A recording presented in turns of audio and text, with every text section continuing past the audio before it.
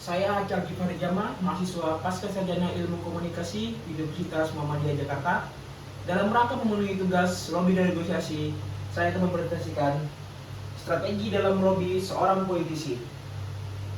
Perlu kita ketahui bahwasannya, politisi adalah sosok yang terlibat dalam sebuah politik, di mana peran para politisi sangat penting dalam sebuah pemerintahan. Politisi juga memiliki kebijakan-kebijakan dan mampu merubah sebuah sistem.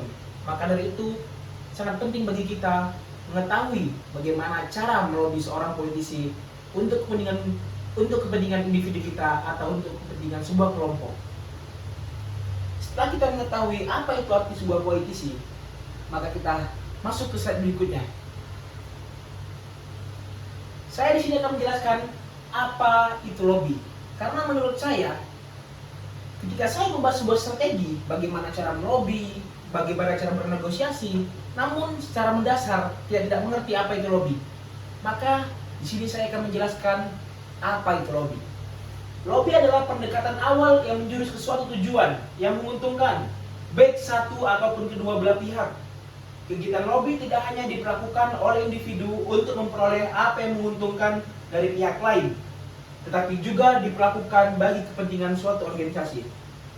Dari definisi ini dapat kita simpulkan bahwasanya lobby itu menjadi suatu kegiatan yang mencari sebuah keuntungan, baik untuk satu orang ataupun untuk suatu kelompok ataupun untuk suatu golongan demi mencapai sebuah tujuan.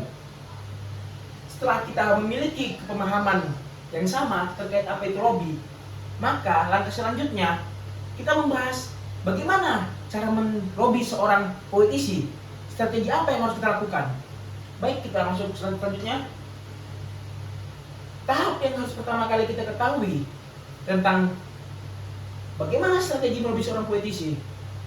Apa kiat-kiat melobi seorang politisi? Yang harus kita mulai pertama kali adalah, sudahkah Anda melobi diri Anda? Ini adalah sebuah pertanyaan mendasar. Apakah kita hari ini sudah melobi diri kita? Kebanyakan dari kita tidak berdamai dengan diri kita. Yakinkanlah diri Anda sebelum Anda meyakinkan orang lain. Jangan mempengaruhi orang lain sebelum Anda yakin tentang apa yang Anda tawarkan. Sebelum kita memberikan solusi, sebelum kita memberikan tawaran terhadap seseorang yang kita lobi, kita harus meyakinkan bahwasanya tawaran-tawaran, solusi-solusi yang kita berikan adalah hal yang sudah mantap dan sudah matang, dan kita yakinkan terhadap diri kita sendiri. Setelah kita yakin terhadap diri kita, setelah kita kuat terhadap diri kita, maka kita lanjut ke strategi pembuktian. Jadi di sini saya membuat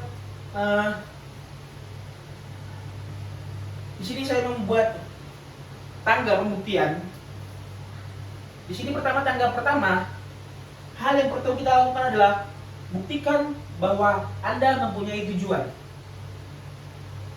Kita sampaikan kepada seorang politisi bahwasannya yang kita miliki hari ini, solusi yang kita berikan adalah solusi yang memiliki tujuan-tujuan yang baik.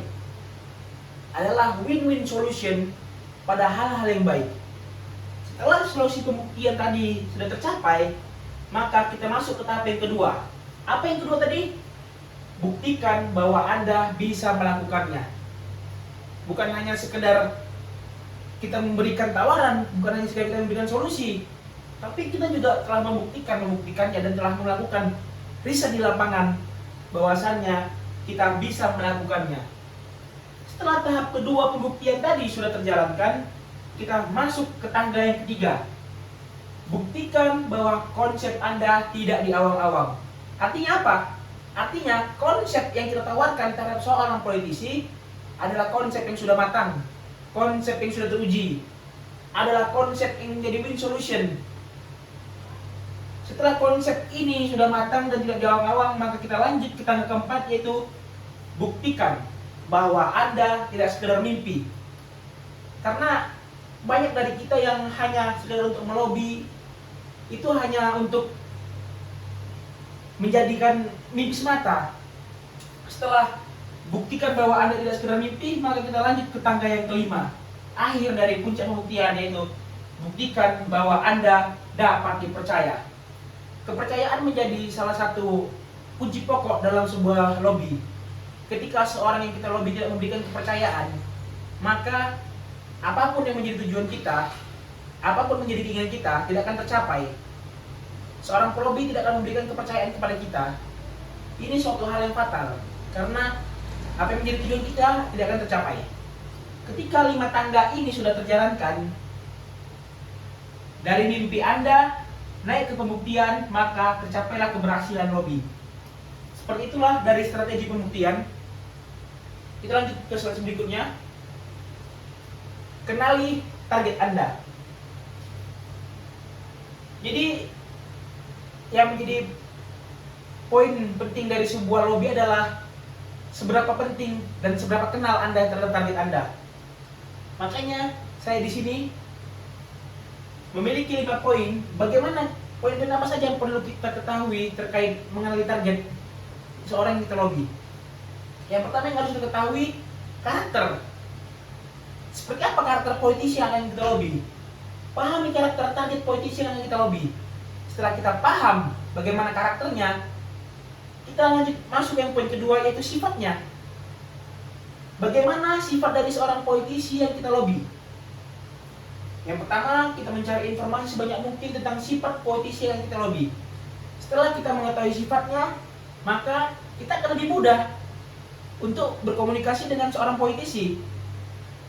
Setelah kita mengetahui sifatnya, lalu apa? Lalu kita masuk poin yang ketiga, yaitu sikap. Pahami sikap politisi yang akan kita lobby. Bagaimana sikapnya? Bagaimana sifatnya? Setelah 4 poin ini kita pahami, maka masuk poin kelima, kesenangannya. Mencari tahu tentang apa saja yang menjadi kesenangan dari politisi tersebut. Ketika kita mengetahui apa kesenangannya, kita berkomunikasi dengan politisi tadi. Antara komunikan dengan komunikator, terjadilah feedback. Nah, ketika dia merasa nyaman berkomunikasi dengan kita, ada kemungkinan besar bahwasanya apa yang menjadi tujuan kita untuk melobi politisi itu tercapai. Karena mengenali target ini adalah poin penting dari cara melobi. Itu yang perlu sama-sama kita pahami. Kita lanjut ke slide berikutnya. Tidak kalah pentingnya juga memiliki penampilan yang baik. Karena begini, memang ada pepatah mengatakan bahwasanya don't judge a book by cover. Memang betul. Tapi hari ini penampilan itu menjadi kunci utama untuk kita berkomunikasi dan untuk kita dapat dipercaya. Kesan pertama kali kita bertemu terlihat dari cara penampilan seseorang. Sehingga pelobi diharapkan berpenampilan wangi, rapi, dan menarik. Selain itu, harus dilengkapi dengan kemampuan presentasi yang baik pada saat mengutarakan usaha yang dikerjakan. Intelektual, wawasan, juga kepribadian, dan pembawaan yang tenang dan mampu mencairkan suasana. Maka dari itu, berpenampilan yang baik.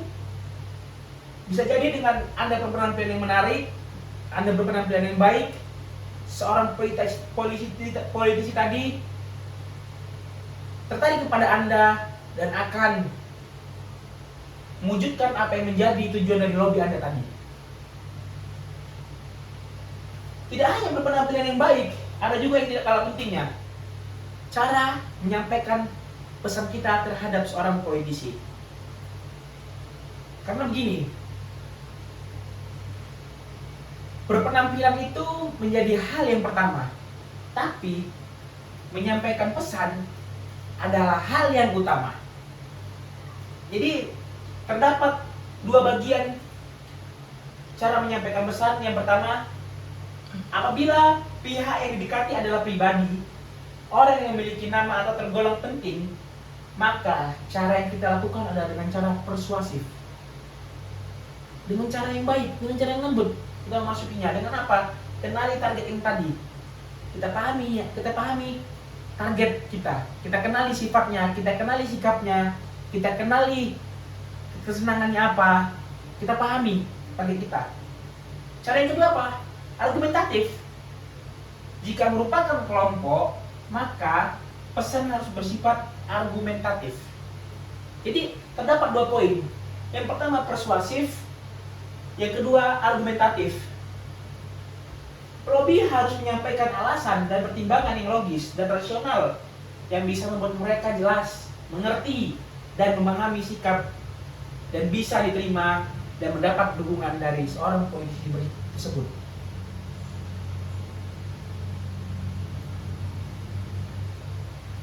Jadi setelah kita paham seorang politisi yang kita lobby, apakah kita menggunakan argumentatif karena dia sebuah seorang kelompok, ataukah kita menggunakan persuasif, lalu kita langkah selanjutnya apa itu? Mengemas sebuah pesan. Umumnya pesan yang dikemas secara menarik, rapi, terstruktur, sehingga mudah dipahami, sehingga akan lebih membuat seseorang, terutama pihak yang akan kita lobby, akan lebih cepat menangkap makna yang akan kita sampaikan. Pengemesan bisa dalam bentuk catatan singkat ataupun proposal yang tidak bertele-tele. Menjadi poin penting juga mengemas pesan ini, karena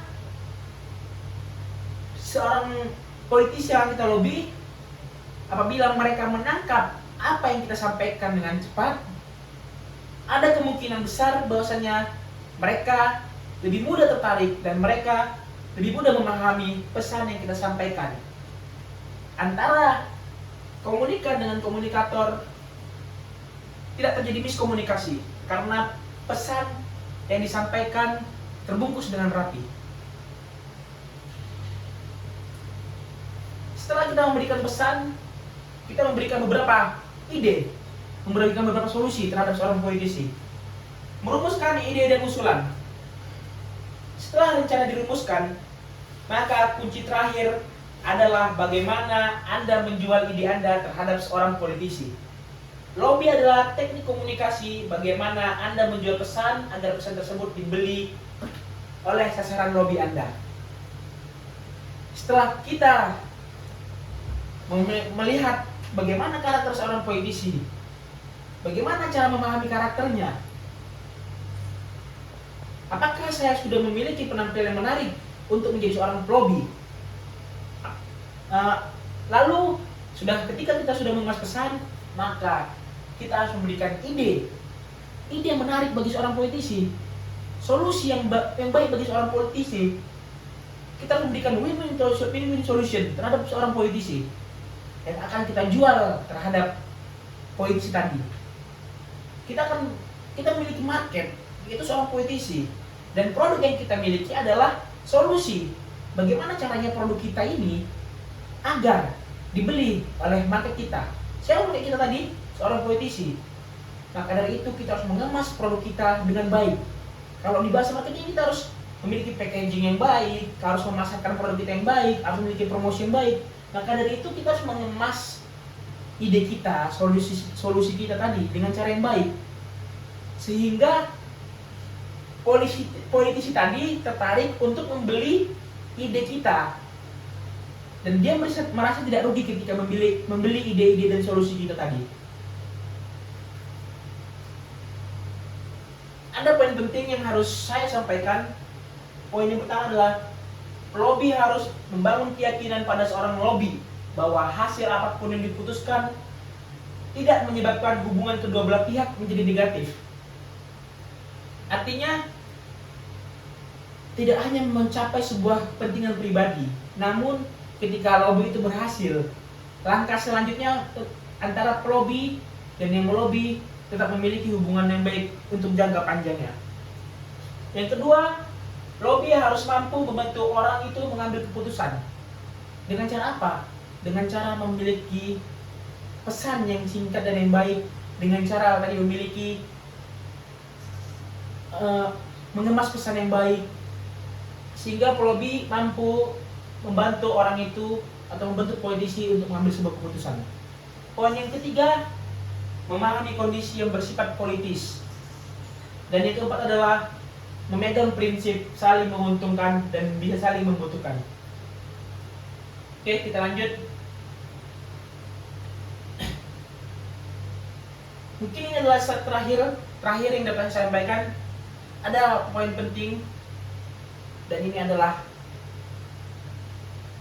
kata-kata terakhir dari presentasi saya pada hari ini.